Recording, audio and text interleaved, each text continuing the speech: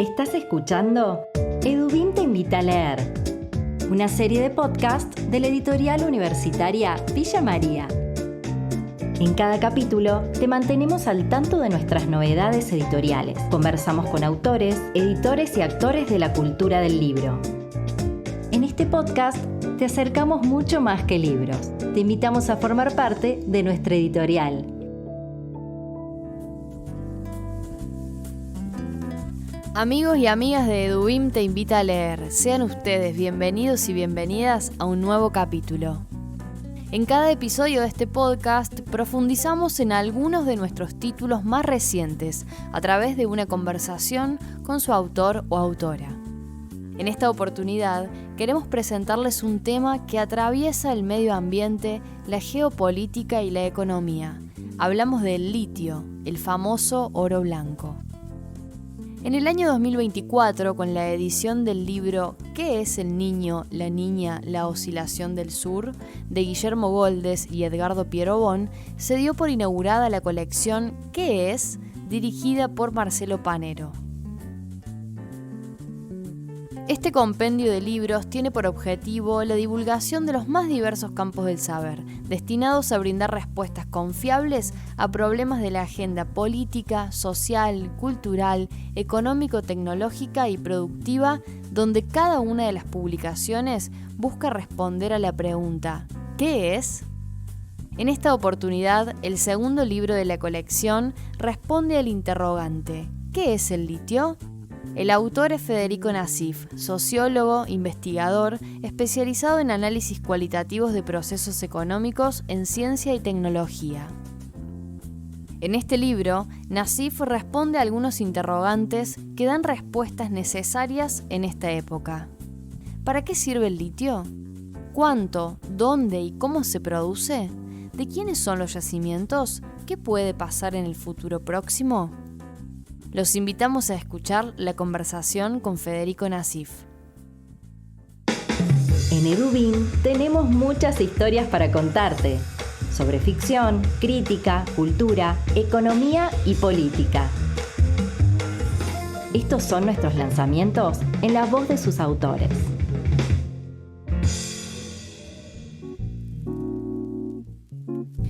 Federico, bienvenido a Edubim te invita a leer. ¿Cómo estás? Muchísimas gracias, muy bien, gracias por la entrevista. Bueno, Federico, la idea es hablar y conversar sobre este título que, como decía, forma parte de esta colección que tiene como por objetivo la divulgación científica de ciertos temas, entre ellos el litio, un tema que se comenzó a hablar hace relativamente poco, o al menos se instaló en la agenda pública.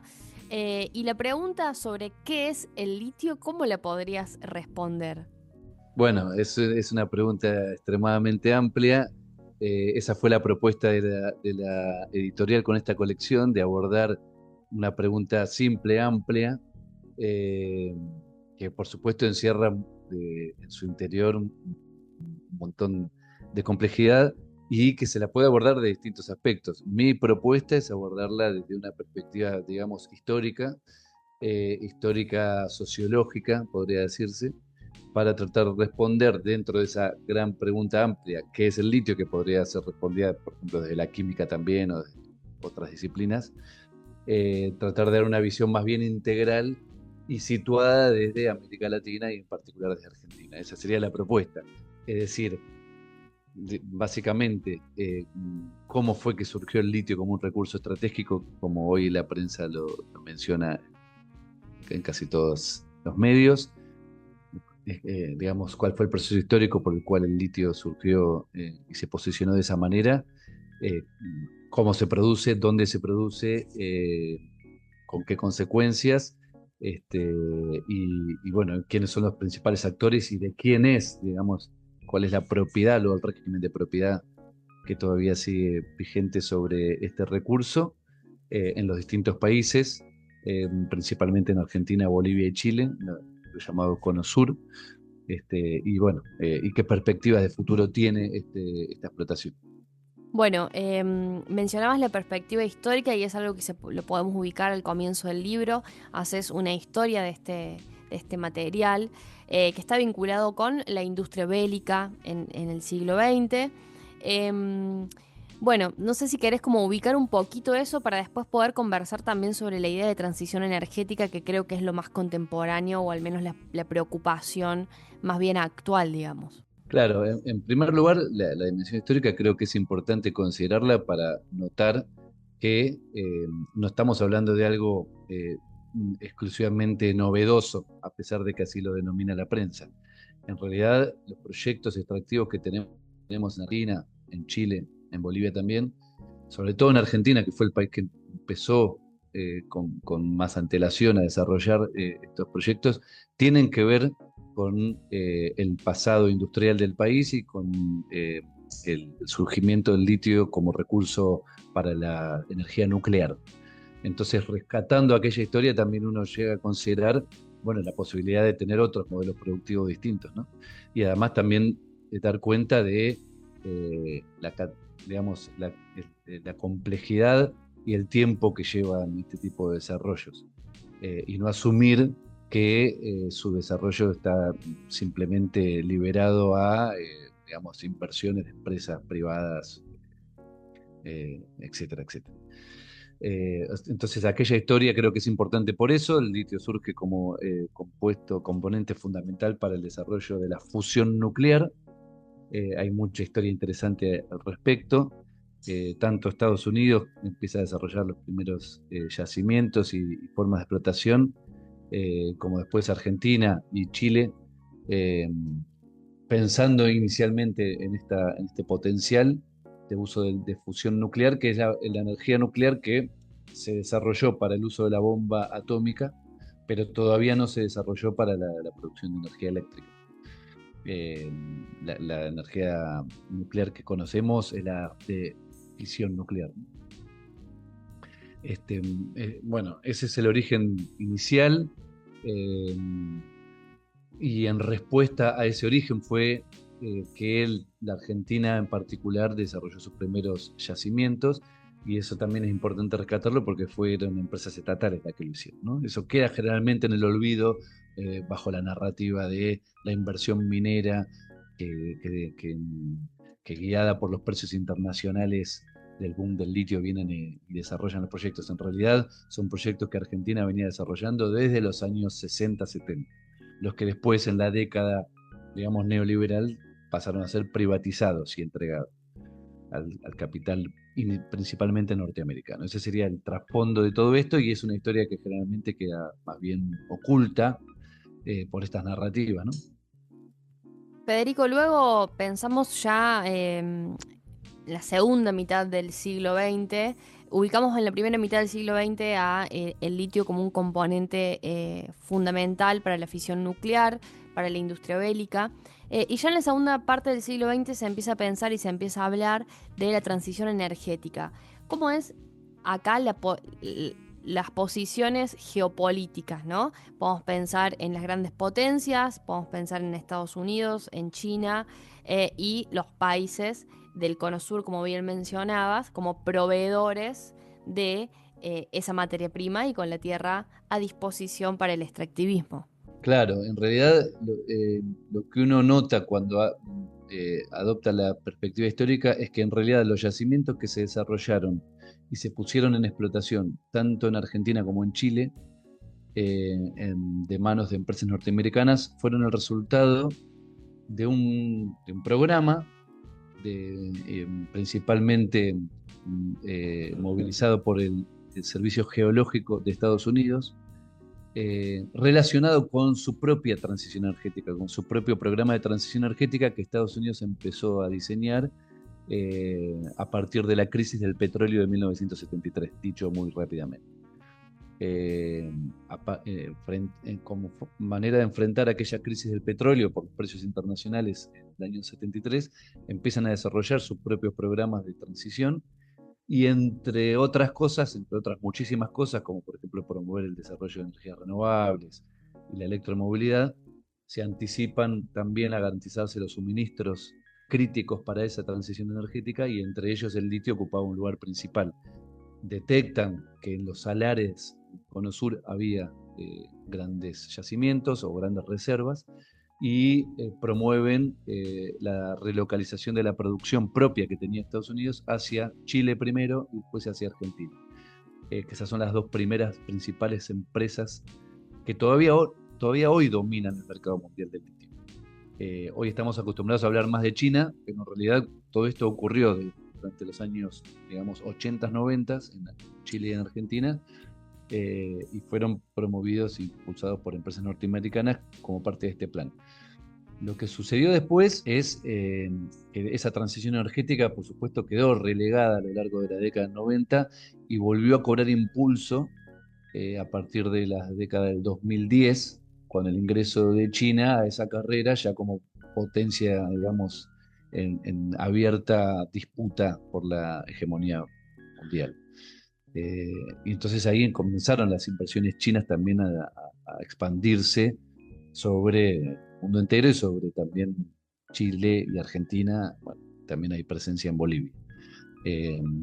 Entonces, hoy por hoy lo que tenemos es, como parte de esta disputa mundial entre Estados Unidos y China, que tiene a la transición energética en el centro de esa carrera tecnológica, bueno, al litio como un recurso crítico una vez más, y a las principales potencias del mundo disputándose el dominio sobre esos yacimientos, ¿no?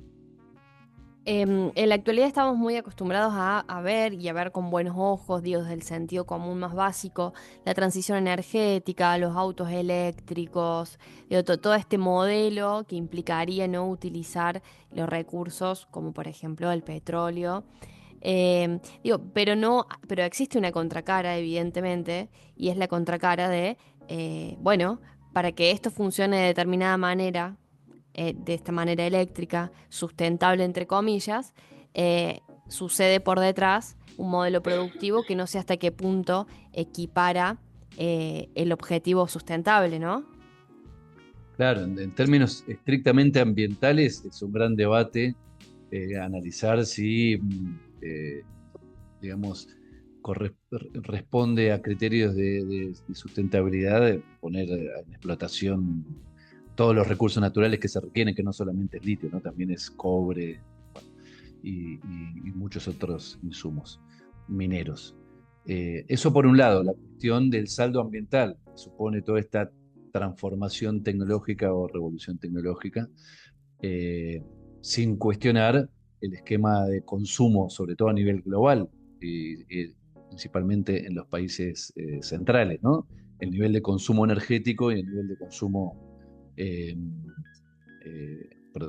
de consumo de artículos, por ejemplo, el tema de la electromovilidad, eh, que, digamos, está principalmente hoy liderada por las automotrices que proponen un esquema de consumo de vehículos de alta gama, bueno, eh, digamos, con requisitos que no tienen que ver con la sustentabilidad ambiental, digamos así.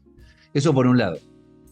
Por otra parte, lo notable es ver que desde América Latina, una vez más, se está preparando el terreno para que sea simplemente una proveedora de esos recursos naturales. Entonces, ahí también hay otro factor.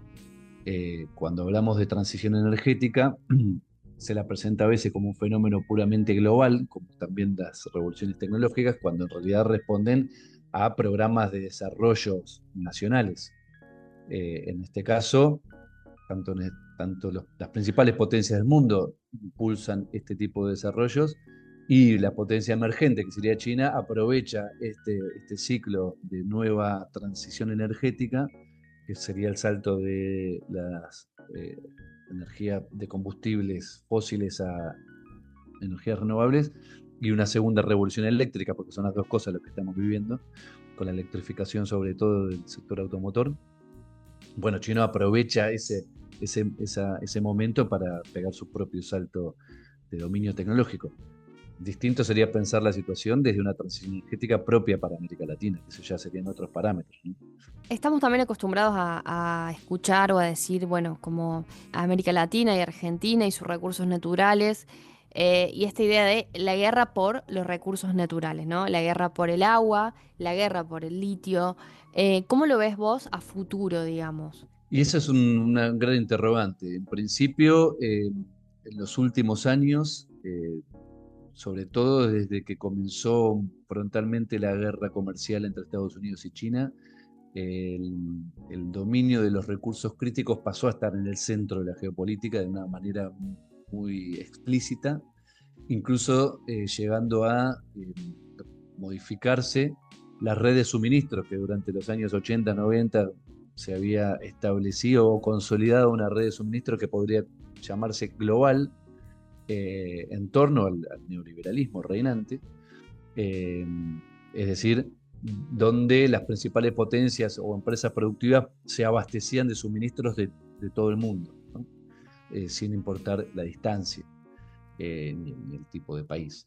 En cambio, a partir de esta guerra comercial, ya pasa a ser una guerra política, geopolítica, y empieza a tener, a asomar también en cuestiones bélicas.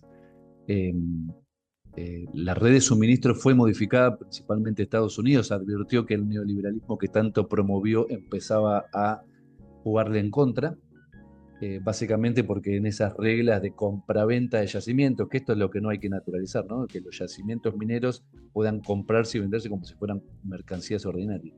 Eso es lo que se había instalado. Bueno, esas reglas le empezaron a jugar en contra porque China, por sus empresas y digamos reguladas por una planificación estatal del desarrollo, empezaban a tener inversiones que eran mucho más, digamos, audaces que las empresas norteamericanas o occidentales tan, digamos, subordinadas al capital financiero, por decirlo así. Entonces empezó a modificarse esta red de suministro. Empezaron a establecerse criterios, o estamos en proceso de esa transformación, donde se establecen criterios de